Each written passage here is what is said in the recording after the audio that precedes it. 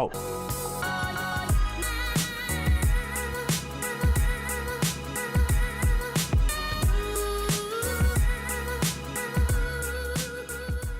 Good morning, everybody. Good morning, good morning, good morning. I am Bevo. And I'm Robert Rostick. And this is this week's episode 29 of Raising Unmanageables. Mm-hmm. And Robert Rostick. Yes, sir. Yes, sir. Are we in agreement that Raising Unmanageables is the people's resource for creative growth and business development? Definitely the resource for business development and creative growth and inspiration as well. Absolutely. And speaking of growth and business development, coming to the new year, mm-hmm. How are we planning for the new year? How are you planning for the new year? Well, I got my plans for the new year. Let's just jump into what's happened in the past year. Okay. So the past year, one of the things that was thought of is that we would decide to collaborate. Right. And instead of just talking about it, mm-hmm. we put it in we put it in action. Put it in action. And we didn't know whether it was going to succeed or fail. Right. So we plan to do something together. Mm-hmm. And so far, it's made it through the end of the year. You're right.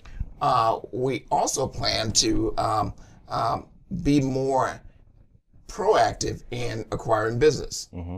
And that's worked out quite well. Mm-hmm. But we would not have known that unless we actually put it into action. Right. So everything requires action. So as far as the upcoming year, one of the things we want to do is we want to make sure that we, as Unmanageables, have a series of topics that are going to help facilitate our audience in their growth. Ahead of time. Right. So which means we're going to have a strategy. Yeah, absolutely. Because we're expecting you guys to have a strategy as well. Right. So we're going to have one. Yeah. I think that's a good place to start because we have just been running at it. Yeah, we have. Right? And it's now time to kind of start turning that corner and not just taking it more seriously, because I think we have been. Oh, we've been very serious. Very serious about it. It's a big production, just in case you don't know. It's a big production to put on the podcast, especially the way we're doing it now, because it's not just us in a room speaking into a microphone, but we have cameras going and post-production and all those things going on as well. Absolutely. So it takes a lot to do what we're doing, which we had zero idea of coming into it. And actually, we're kind of like going back to our roots a little bit with the designing women curtains behind us. Absolutely, yeah, and that's just to give it a more of a holiday feel, right? Because it is the end of the year, and so we wanted to lighten things up a little bit.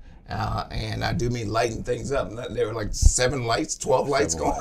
It should be pretty white right now. Definitely lightening things up here. So going into the new year, Robert, let's talk a little bit from a manageable standpoint. What do we want to do going into the new year? And I asked that first because I want to talk about things that you're looking towards doing in your company and mine as well. But I want to start with, what are we looking towards doing in Unmanageables?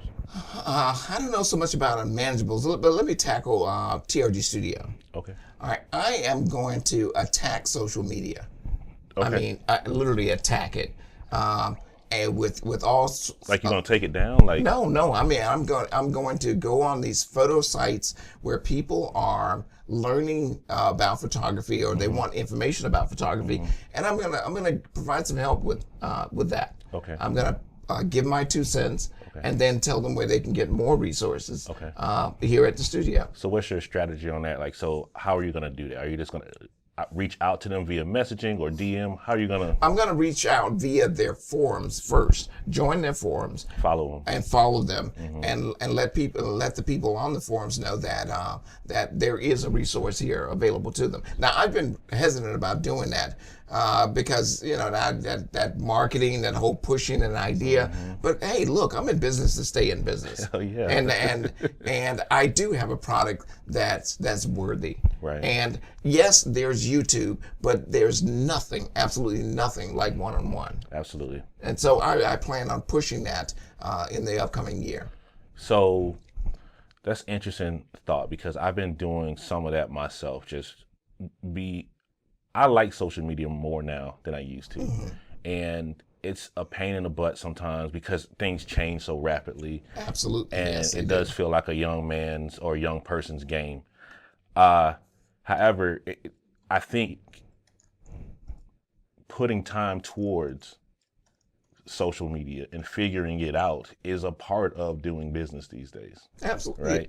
So what you're telling me is that you're going to sit down, you're going to learn more about how to work effectively in those circles. You're going to research some people and then start joining in conversations first. That's like that's the top deal. part of your strategy. Right, to join the conversation. Join the conversations, and then just to become familiar in those spaces.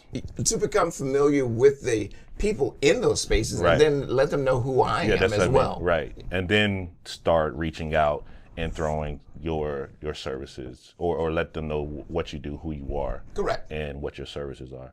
I think that's pretty spot on for a lot of the things that I've been working on, Mason and I have been working on for Beach and Maine. The strategy for 2019 is I want to grow, and growing, which means for me, have more clients, be able to service more clients. Correct. Because right now, when it's just one person, two people, there's only a certain amount of work you can do when you're still doing the physical work, the physical aspect of the work, right? So not only am I communicating with my clients and concepting with my clients, then once the phone hangs up, then I have to turn around and design all the things, which means that I can't have that much communication, or I can't have that much involvement with too many other clients in my current state. Yes. So growth, how can I achieve more and still do one-on-one and still be very, very personal with my services, but kind of relinquish some of the other responsibilities that are in there. The day-to-day things that can be done by others, but still having that one-on-one client relationship is vitally important. Yeah. And a lot of things can be achieved on the back end by other people of your team that are just as responsible, but not quite as personable as you are. Right. And that's the part I really want to focus on. So it is doing things like understanding social media better. It is doing things like bringing my website up to snuff, because I kind of started my website and then just jumped into business, and then it kind of fell behind a little bit as not as important as the rest of the things. But now I need for it to start converting clients for me, right? So I have to make sure it's speaking to those people. So you know what I found that was interesting? Speaking of website, just a side note. I went on my website the other day, just recently, and I made a discovery. What's that? It had been changed and updated. It had been changed and updated? Who updated it? The great webmaster, Bevo, and his team. And I looked there and I saw a new headshot. I saw a new movie there. I said, geez, I don't go on this thing that often. You sure don't, because I changed that a long time and ago. You know the thing about that's weird about that is that means I'm not driving people to my website. Right. That's my lack of responsibility. Right. And that's one of the things in 2019, starting in 2018 today, that I am going to rectify, because that's actually a sad case. Yeah, because you have all the tools there. You have your work to show you as a photographer, which means it quantifies you being capable to teach them. You have all of your courses set up. They can pretty much do everything they need to do from your website. And beautifully done as well, I noted. But I was so freaking embarrassed. I mean, so embarrassed. If you haven't gone to it, go to www.trgstudio.net and check it out. He's done a wonderful job on that. I did a wonderful job, and you know what? I do not really like designing websites that much. But that, as I mentioned, that is a side. But back to what Beach and not only Beach and Maine will do, but Unmanageables. What do you have on the horizon for Unmanageables in the upcoming year? There's been a couple ideas that I don't really want to a couple ideas in the works over this last weekend or so, and I'm fleshing those out now to see how those really play out as a value to the people and a value to Unmanageables as a company. But overall, I still want to grow Unmanageables into a community of people who have a place to come and learn the tools that they need to better themselves. So it's not like a school, it's not like a college environment where you're there for the grade, but you've already done that part of your life and you need extra learning, and you're one of those people who want to be in the room with other people. You don't learn that well from YouTube. You want to be in the room to have someone kind of bring you along. So be put in the room with photographers, be put in the room with designers, be put in the room with other painters, and help you process yourself as an artist, as a creative. So that's the next wave for me, is to keep pushing Unmanageables towards that ultimate goal, which it is a learning place for people to come and just better themselves as creatives overall. You know what's really, I find it's really funny and interesting, is that social media, just for instance, we put things out there on social media, and we don't really have an audience, a person to edit the work alongside of us, or to give us feedback alongside us before we release it. Right. And then we get and put it out there, and we put it out there for likes. Right. And then we want people to like us. But is the work that you're doing really viable in order to make a profit from it? I mean, is that artwork, in a sense, set up to sell? Right. And so we get our likes and don't and people don't respond to it, and we assume that is a yes or no as far as it being viable for selling. And it's not the case. You are going to need someone in the field that can tell you, as I often do here, if that will work, not just for people that like your work, but for people that will buy or purchase your work. Those are two different audiences. Right. And it really does come down to, if you're a painter, if you're going to shoot your work on your cell phone, light it. Yeah, you know, absolutely. because people want to be able to imagine it in their space, right? Correct, yes. And make it a clean space to where people can, you either put it in a space where they can imagine it in their house, or you just make that space super clean and take that photo so people can clear all the clutter around it and say, I like this, and I can imagine this painting in this room or in this part of the house. So it is looking at all those angles. I have another point to add, that I think Elizabeth Brinklow told me at Studio Waltz was, invite all your friends. That's great. Your friends come to your art shows. But your friends probably aren't buying your work. Right. Make sure your friends are bringing a friend who's into buying some artwork right now. And I was like, light bulb went off. I was like, oh yeah, duh. Right. Like, and that's my friends are so supportive. They love my work, and they're like, this is so great, good job. And they're like, bye. And I'm like, bye. and that goes in line with us, with Unmanageables too, is the people, our friends that listen, they have nice things to say, right? But usually a lot of the engagement sometimes comes from people that they've shared it with. Correct. So it's, thank you for being my friend in this instance, but the best thing you can do is bring somebody else along or share this content with someone, because those are going to be the people who may need it a lot of the time. And you may be inspiring some other new artists to grow. Oftentimes in photography, someone will give someone a camera, an old camera, and that they no longer use or need.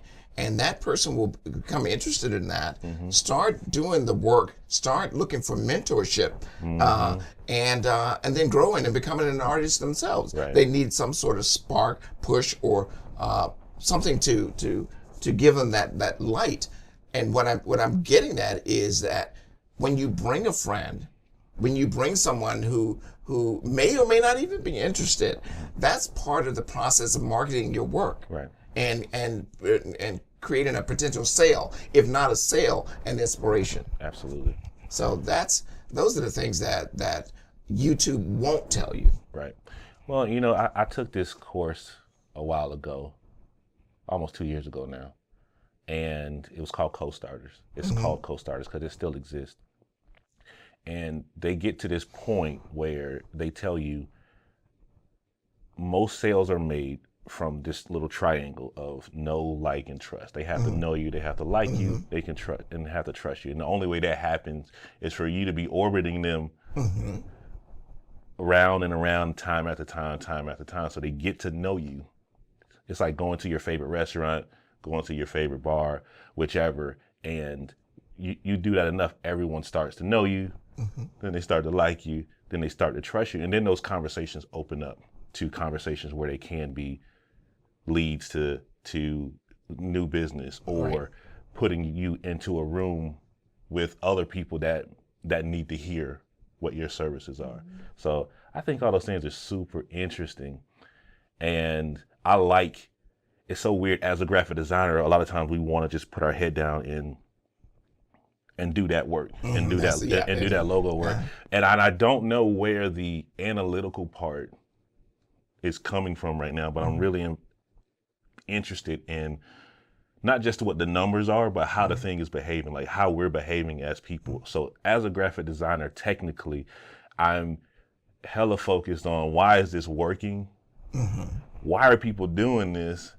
And how do I not just perform better to get in front of them, but how do I really care and give a damn so that when I am in front of them, I'm giving them a A1 product and I'm not just selling them a thing, right? I want to actually know so that I can care about their product and their needs and their needs. And that's so crazy why that's important to me right now versus putting my head down and doing the job. Larry Mack. Okay, so you want to know what your audience is thinking, what their needs are, their pain points. And it's actually pretty interesting that you say that, because I was just reading an article last night by a friend of mine. I think you know her pretty well.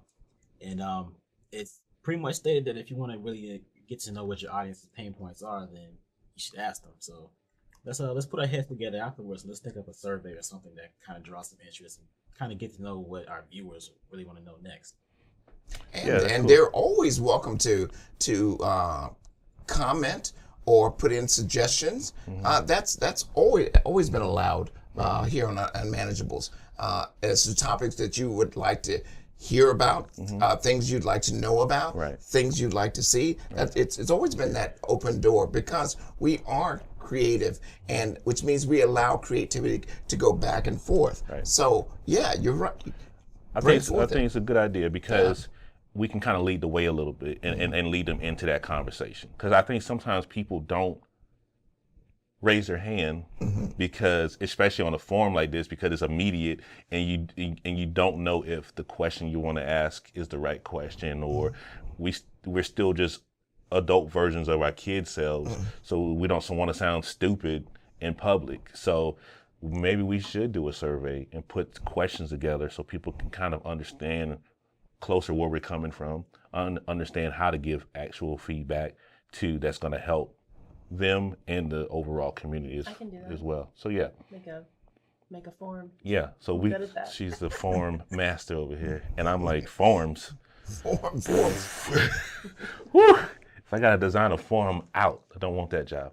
But yeah, I think this is a really good conversation and talking about moving into the future with things. And I'm glad that we can look back 29 weeks ago and see that we were trying to figure this thing out. And we still are trying to figure this thing out. Sure.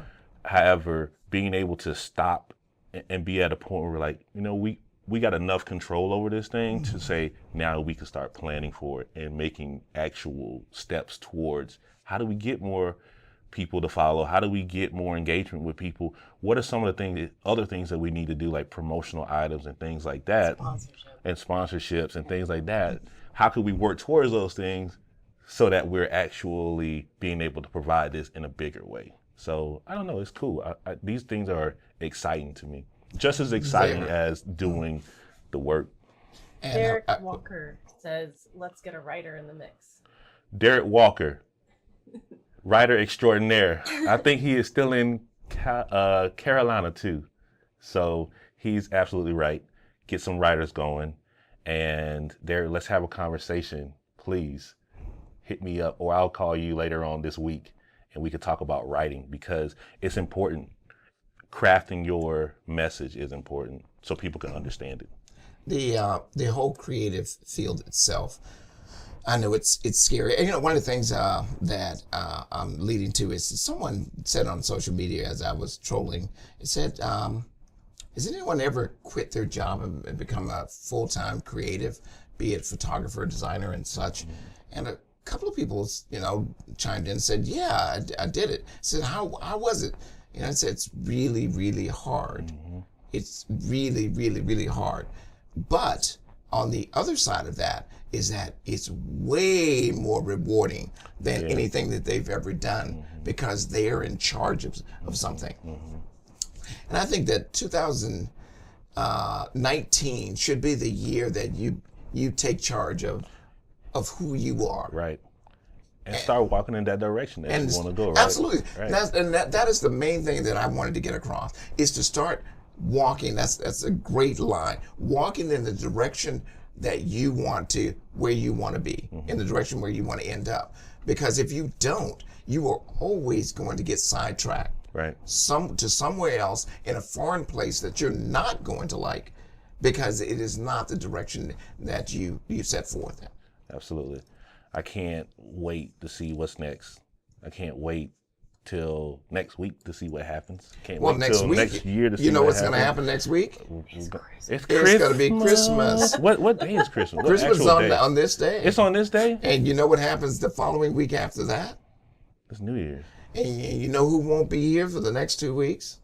You won't be here the next 2 weeks. And the producer and the sound guy and the co-host and the other co-host, we won't be here. You know why we won't be here? Because we're going to be enjoying life? No, hanging out with family? We don't enjoy life, man. We're planning. Okay, we're planning for the new year. We're planning. That's exactly That's it. what we're going to be doing. I'm going to check in on video somewhere, y'all. I'm going to selfie the shit out of myself. Hey, everybody, I'm in TRG studio all by myself trying to make the lights happen. But no, I think all those points are good points. Writers, content managers, strategy people, get those people around you to help you make those moves. Absolutely. Now, I just want to kind of go around the room. I know that we won't be here. Mr. Larry Mack, where are you going to be? I'll be in Jacksonville with family. Actually, I'll be kind of doing something a little more creative, kind of like the two of you. One of my cousins, he's actually a sound engineer.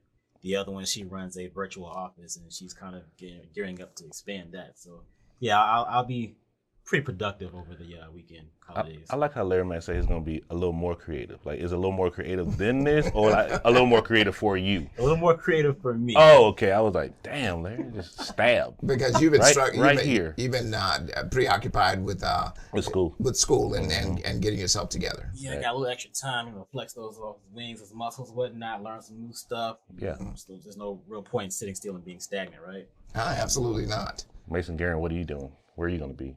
I want to be with you. Yeah. I want to be with your family for Christmas. And That's then on the 27th, I'm going to Gatlinburg, Tennessee for Christmas with my family. Right. Is the cabin going to be finished? No? No. The Inner Woods Information Center? Yeah. It won't be done. The Inner Woods Information Center? Her parents just built they're building this really, really nice cabin in Tennessee. But it looks legit like an information center. Oh, gotcha. Right? I'm like, are you gonna have hot chocolate and brochures to pass out? Because it's huge, big old wraparound porch, and a green roof. A green roof. A green roof? Yeah, so it just looks like an information center. When you get to like Tennessee, you're like, hey, stop in and see all the sites. My dad really likes information centers, and visitor centers for the national park. Right. He's like, ooh, let's go. Isn't your dad an artist? No, your mom's an My artist. mom's an artist. My dad's an architect. He's a And developer. the information center kind of Yes. Yeah, so hustler. it just makes sense. It just makes sense to him. It's exactly. I can see him home there. So, And Mr. Bevo, what are you going to be doing? I'm gonna be here planning, hanging out with my kids. This is one of the first years where I'm actually looking forward to the holidays and hanging out with my kids. Not that I haven't liked hanging out with my kids before, but like it's always been that struggle of like, let's just make money, and then paying the bills, and then the end of the year comes and you're like, I kind of only have like $5 to buy Christmas presents with. Like, so this is that first year where I'm like, all right, things are got a little bit of wiggle room, and I can kind of sit into it and enjoy it this year. So that's what I'm looking forward to. Are you going to be raising new little unmanageables with the kids? Are you going to be exposing them to the creative side of Always. of life? My youngest daughter, I don't even have to worry about her because she's the most prolific artist I know. I think she's made more artwork than anybody on the planet as to date right now. I think the only thing I need to work on with her is the cleanup afterwards, right? Because it's like a fire hazard in her room. And she's how old? She's 11. She'll 11 be 12. years old? She'll be Oh, my 12 by the goodness. time we come back. Yeah. And my oldest daughter, she's still working things out. She's still a creative. She's still very much so a gifted mind. And, you know, I'm waiting to see how she flourishes. So I just want to get out of the way more. I still argue with them about silly stuff, but I want to get out of the way of their creativity more and let them just do their thing. And I think sometimes that's what happens with parents. They find that their kids are headed in the art in that art direction, and they want to stifle them, stop them, and say, Right. you know, you got to find a way to make some more money and such. Right. So yeah, I get that. What will I be doing? What will you be doing, Robert? I Rossi? will be. My birthday is on the 24th of December. Okay. And what I will be doing is sleeping. I love to sleep on my birthday. I love it. That don't bother me. Let me sleep. And then when I wake up, have a nice salmon there for me to cook. Nice salmon for you to cook. For me to cook, yes. Okay. I love this idea. In fact, my kids started it. The cooking on your birthday, your favorite food, and mine is salmon or any type of fish. That old. So that's what I'll be doing. You're like a grizzly bear. Right. I just want to sleep Yeah, and you just then want wake to up sleep and and eat fish. Sleep, growl, and eat some fish. That's what I want to do on my birthday and Christmas. So cool. But either way, we want to make sure that you guys have a very happy holiday. Absolutely. And have a good time. And find a way at some point to be a little bit unmanageable yourselves. Every day.